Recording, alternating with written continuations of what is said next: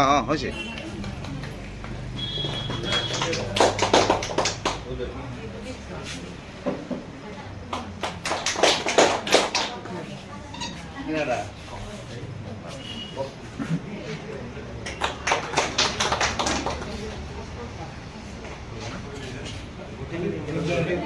দিয়ক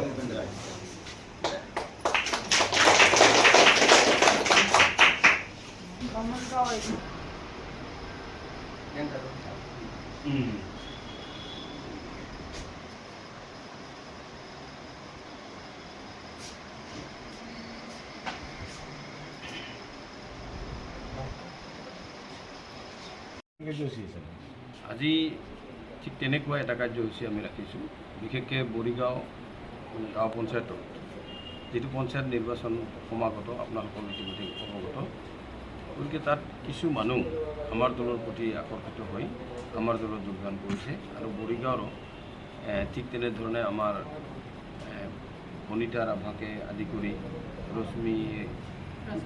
ৰশ্মি আৰা বেগম আৰু নিৰ্বেন সূত্ৰধৰকে তেখেতসকলৰ নেতৃত্বত প্ৰায় 50জনৰো বেছি মানুহ অসম গণ পৰিষদ দলত তেওঁলোকে যোগদান কৰিছে। অন্য দলৰ পৰা আহিছে অন্য দলৰ পৰাই আহিছে।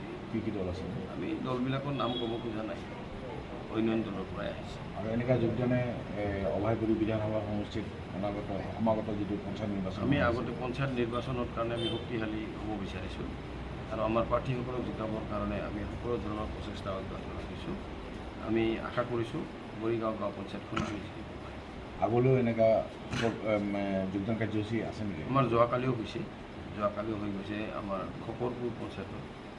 গোটেইখিনি প্ৰায় আমাৰ বঙালী হিন্দু সম্প্ৰদায়ৰ মানুহ গোটেইবিলাকে তেওঁলোকেও আমাৰ দলত যোগদান কৰিছে। প্ৰায় 72জন মানুহ যোগদান কৰিছে যোৱাকালি সন্ধিয়া আৰু এনেধৰণে আমাৰ হৈয়ে থাকে সৰু সুৰাকৈ হ'লে আপোনালোকক খবৰ দিম। ধন্যবাদ।